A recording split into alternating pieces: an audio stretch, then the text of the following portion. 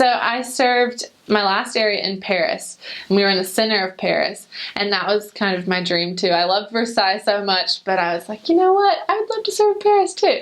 So I got to spend about 4 months there at the finish of my mission, or at the end of my mission, and I mean, it's just a magical place, and I love it so much. And I loved it because when you went outside, you knew there were going to be people out there that you've never seen, that you'll never see. Well, hopefully you'll see them again. But, you know, just thousands, millions of people. And you get on the tram and you can talk to somebody. You get on the metro, there's somebody new. And I loved that about it. And I loved the different cultures that were there. And every night we came home, we could see the Eiffel Tower sparkle. So that always helped too, you know, when you've had a bad day. So I loved Paris. It was wonderful. I remember on Christmas Eve, my district and I decided to go caroling under the Eiffel Tower, which was just so neat. And it was so cold and it was raining, but my district leader made all of these cookies. And so he had all of these cookies and we were singing, and some of the ward members came, and one girl dressed up like Santa Claus, and and then this elder passed out cookies to people, you know, that would come listen, and it was just so fun. I loved it so much. And you know, it's not like the most common thing for, you know, a big group of people just start singing, you know, in the middle of in public, but everyone around loved it, so it was really fun.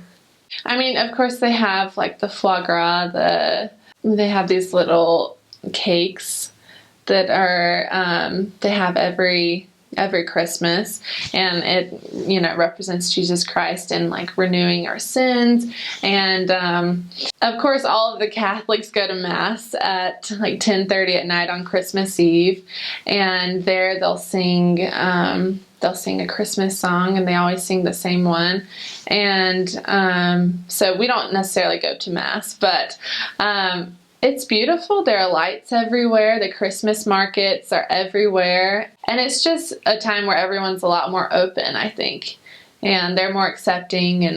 And we also got to go caroling. So we would go knock on doors, and we would ask them if we could sing a Christmas song. And most people won't turn you down for that. And so that was always a great way to get talking to people.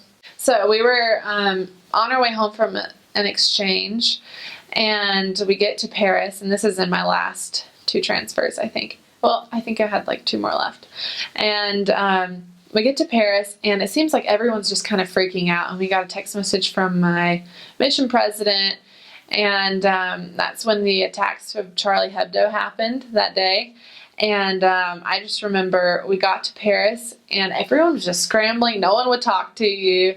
It was a very eerie feeling, and we didn't know what had happened yet.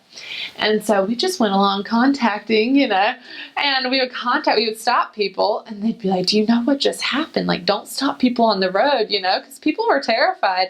And so that night we went home, and we found out, you know, about the attacks and everything, and all the missionaries were okay, and, you know, we were all protected. But it was kind of scary over the next couple of days. But the neat thing was just hearing, you know, the testimonies of the members that Sunday, or, you know, talking to people on the street, and then a lot of them were more open to talk to us because, you know, they were either like, are you crazy? Or they're like, okay, you know, because when things like that happen, people are either shut off completely or they're a lot more open about things. So that was really neat. It was a scary experience, but we were able to talk to a lot of people about, you know, why things like that happen and how we can come out of those things.